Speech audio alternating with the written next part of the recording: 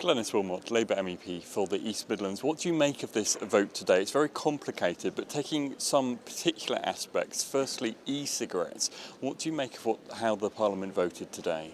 Well, it's quite interesting. We all want people to be able to come off smoking and use something different to enable that. The problem is it has to be regulated in some way. We just want to make sure that they're safe.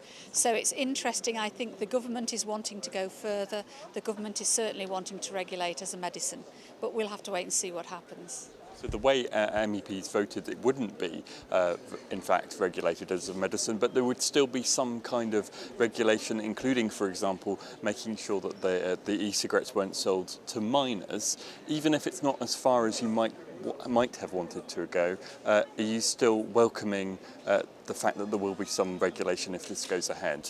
Well, it's a small step. We've got to do more, though, because my view is that they should be treated the same as the nicotine gum and the nicotine patches, and they should be treated in that way. But, you know, we do want people to use them rather than smoking, because it is one way of stopping smoking, and that's really important.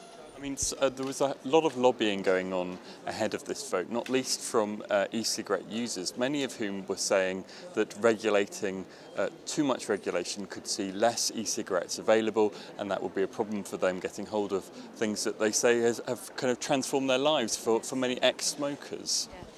I don't think they would have been able to, they would have had difficulty in getting hold of them. They would have been able to buy them as they do now in supermarkets, in other outlets. That was never the intent. It was never intended to make it more difficult to get them. It was just about making sure they're safe to use, as safe as they possibly can be.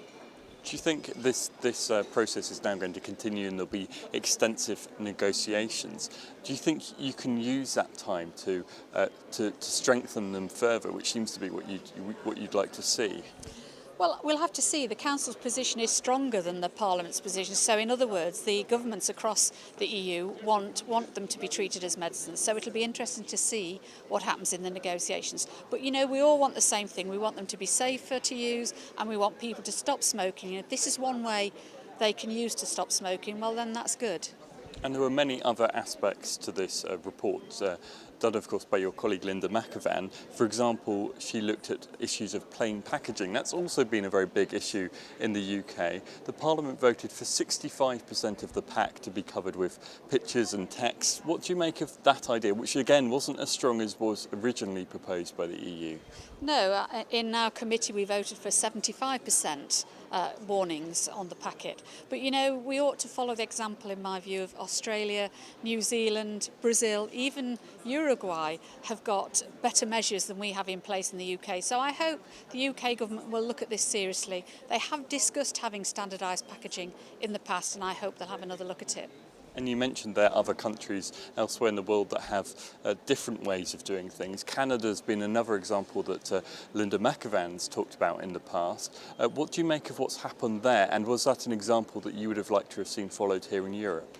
Absolutely. If you look at the example from Canada, what has happened is the number of young people smoking has been cut in half over 10 years because they have these large pictorial warnings. I think that's a lesson for us to learn. We all want to try and make sure that our young people don't start smoking in the first place. So anything we can do to help that, I think, is got to be something that we welcome.